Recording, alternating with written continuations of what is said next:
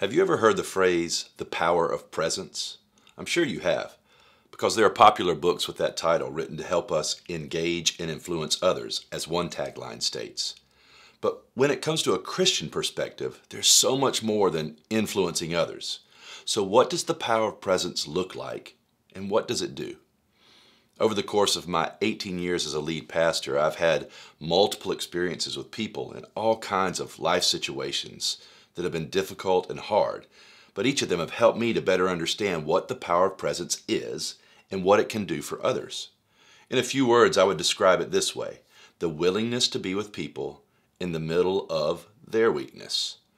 One of our biggest hindrances to doing this for others is the pressure we put on ourselves to have to know what to say in every situation. Our thoughts may go like this: well, I don't know what to say. Consequently, we don't engage at all with the person who needs our presence. What if you don't need to say anything? What if you just need to be present? Just this week, I, along with my friend and one of our staff pastors, Pastor Robert, were at the hospital with a young man who was having to remove his wife from life support after a complication during a surgery. If my being present with this young man was dependent on my knowing what to say, I would have avoided going to see him at all costs. The only person to have all the answers is God Himself. And even that truth was best manifested in His coming to be with us in the flesh in the person of Jesus Christ, His presence. And oh, how Jesus exhibited the power of presence throughout His life as He served and sat with so many people just to be with them and love them. Don't you know that Jesus' mere presence affected so many people before He even uttered a word?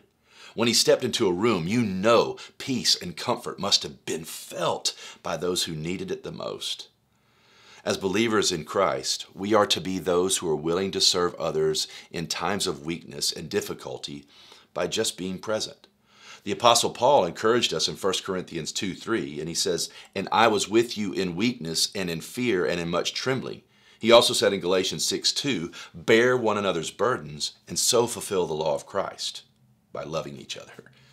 Basically, Paul said he was with people in weakness, and he was the one in weakness, he was saying, not knowing what to do or say probably, but knowing that he had to serve them by being with them in their weakness, in their trouble. He trusted God to help him serve others by helping them bear their burdens.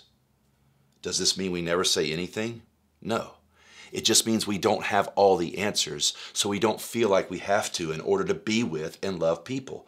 Ecclesiastes 5:2 says, "God is in heaven and I am on earth, so let your words be few."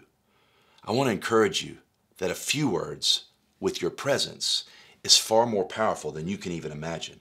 When we are present with people in difficult moments, it allows God to move through your weakness and for Him to receive the glory for what He's doing in other people's lives in their weakness. Even in the case I mentioned a moment ago, we said very little, but we were there. We were able to put our hands on this young man's shoulders as he cried about his loss. Hopefully in that moment, in our weakness and frailty and lack of words, God was strong and used our presence to usher in His presence with all the peace, comfort that this young man desperately needed in his life. Can I ask you a question? Who do you need to be present with today?